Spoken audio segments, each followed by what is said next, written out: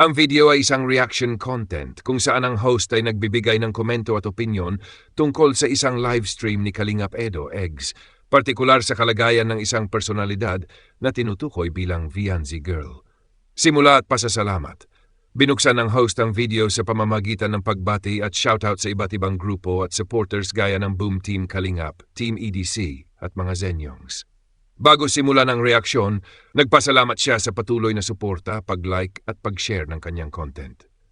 Pangunahing paksa, kalagayan ni Vianzi Girl.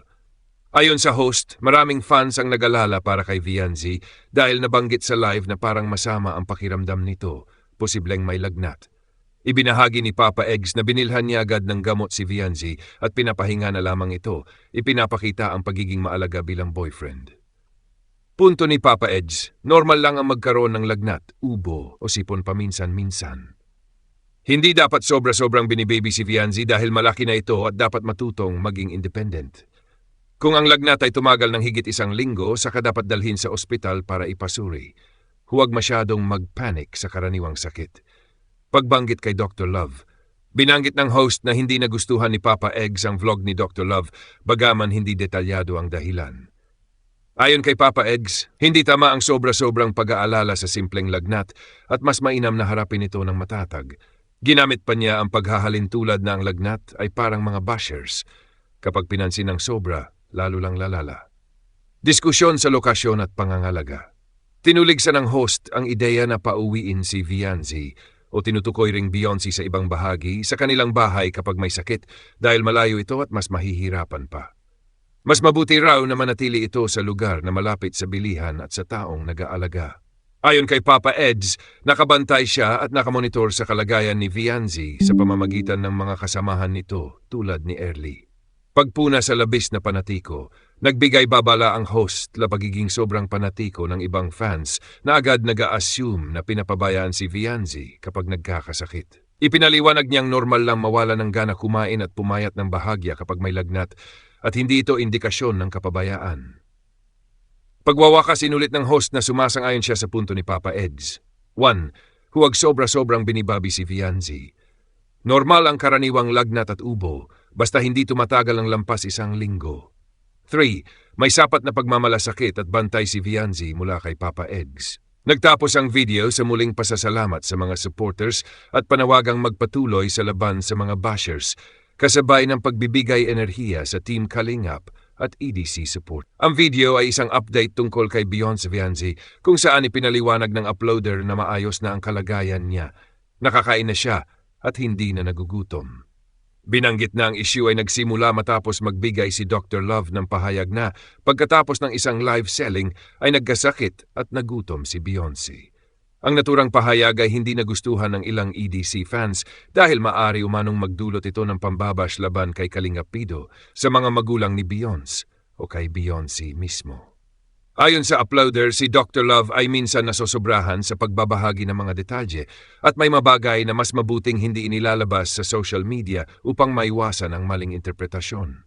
Pinaliwanag na may posibilidad na iba-iba ang magiging reaksyon ng mga tao, mula sa pagiging OA at judgmental hanggang sa pag-akusa na pinapabayaan si Beyonce. Ipinagtanggol ng uploader sina Kalingap Edo at ang pamilya ni Beyonce, sinabing hindi trabaho ni Kalingap Edo na maging full-time caregiver. May kanya-kanya rin itong gawain at tanging magagawa niya ay magpaalala kay Beyonce na kumain sa tamang oras. Dagdag pa, normal para sa sinuman, lalo na sa kababaihan, na magkaroon ng tamad days, lalo na kung walang pasok o importanteng gagawin.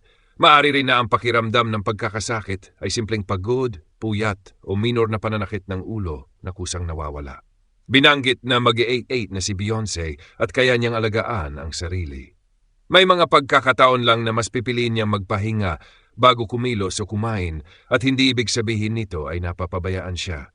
Inilahad din na ang kwentuhan nila ni Dr. Love ay maaring pang private update lamang tungkol sa pakiramdam ni Beyonce, ngunit lumabas sa publiko at naging sanhi ng usap-usapan. Pinayuhan ang mga fans na huwag mag-overreact dahil nasa maayos na kalagayan si Beyonce. Hindi siya pinapabayaan ng pamilya o ni Kalingap Edo at normal lamang ang mga ganitong araw. Sa huli, nanindigan ng uploader na ang mahalaga ay ligtas, maayos at kayang-kaya ni Beyonce ang sarili niya, kaya walang dapat ikabahala. ng isang reactor ang reaksyon ni Kalingap Edo hinggil sa naging pahayag ni Dr. Love tungkol kay Vianzi. Ayon sa kanya, hindi nagustuhan ni Kalingap Edo ang paraan ng pagkakasabi ni Dr. Love na nagkasakit si Vianzi matapos ang live selling sa Velvet Box. Lumabas kasi na parang sinisisi ang Velvet Box sa pagkakasakit ni Vianzi at nagbigay ito ng impresyon sa ilang manonood at basher na siya ay pabaya sa sarili.